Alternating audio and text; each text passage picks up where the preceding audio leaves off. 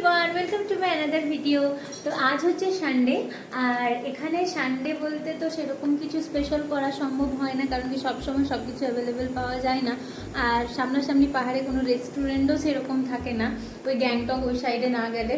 তো আজকে ভাবলাম, মানে আজকে শুধু না, রবিবার মানে মনে হয় যে একটু স্পেশাল কিছু খাবার খাই, একটু স্পেশাল কিছু বানাই।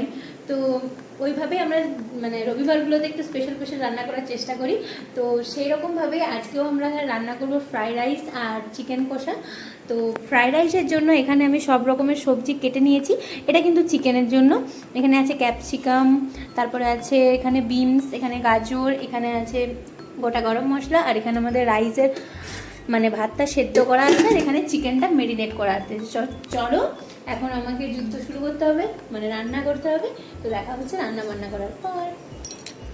এখানে আমাদের মাংস কষা চলছে, আর আমাদের এখানে রাইস কিন্তু কমপ্লিট হয়ে গেছে।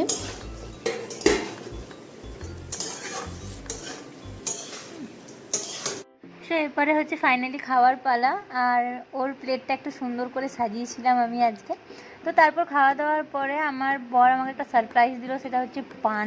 আমি পান খেতে পার্সোনালি খুব পছন্দ করি, মিষ্টি পান।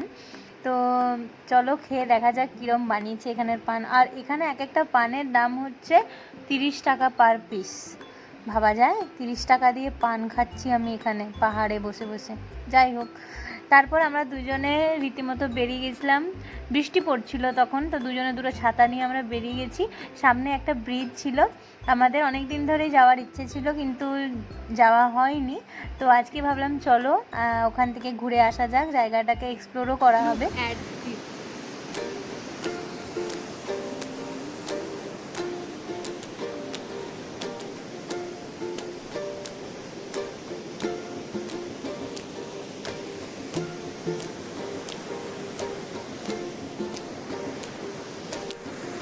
প্রথমবার আসলাম, জায়গাটাকে এত সুন্দর লেগেছে, আমি তো আবার আসবো। মানে আর আজকে ওয়েদারটা যেন আমাদের পুরো একদম সাথ দিচ্ছিল, পুরো কাছে কাছে মেঘ চলে এসেছিলো।